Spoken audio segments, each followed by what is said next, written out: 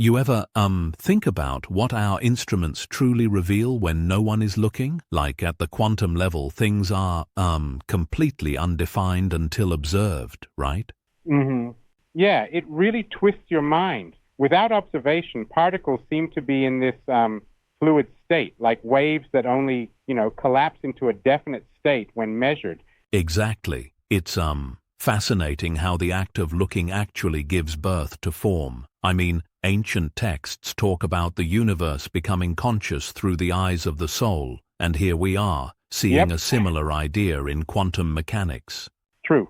The observer effect really makes you wonder if seeing is literally participating in the creation of reality. Right.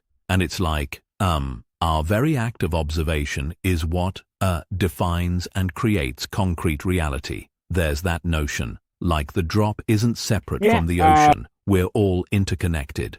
and that brings us to the unified field theory. Imagine all forces and particles merging into one single all-encompassing field, a sort of cosmic oneness.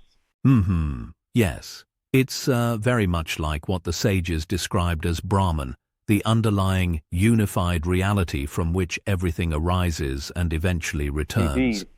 It's a beautiful convergence of science and spirit. So if we follow that line of thought, we're not just passive observers, are we? We're actually participants, meaning the observer and the observed are one and the same. Exactly. To know the field is to dissolve the illusion of separation. It's like when you, realize that you're not measuring the universe, you're the universe, observing itself. Pretty wild, right? It is wild. But don't you find it a bit too poetic sometimes? I mean, equating scientific measurement with ancient spiritual ideas might dilute the empirical rigor of science. I see your point, and, it may seem, well, a bit abstract, but isn't it also true that both lab experiments and inner quests in temples are, in essence, journeys to remember what's already inside us? Right on. It's like rediscovering an old friend.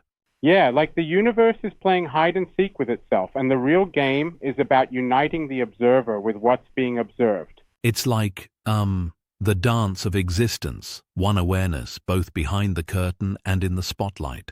A truly unified experience. I get that, but isn't it a bit risky to mix poetic expression with scientific explanation?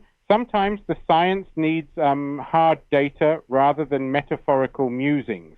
Sure, and I appreciate that challenge. However, sometimes the poetic side of things helps us grasp concepts that pure data just can't capture.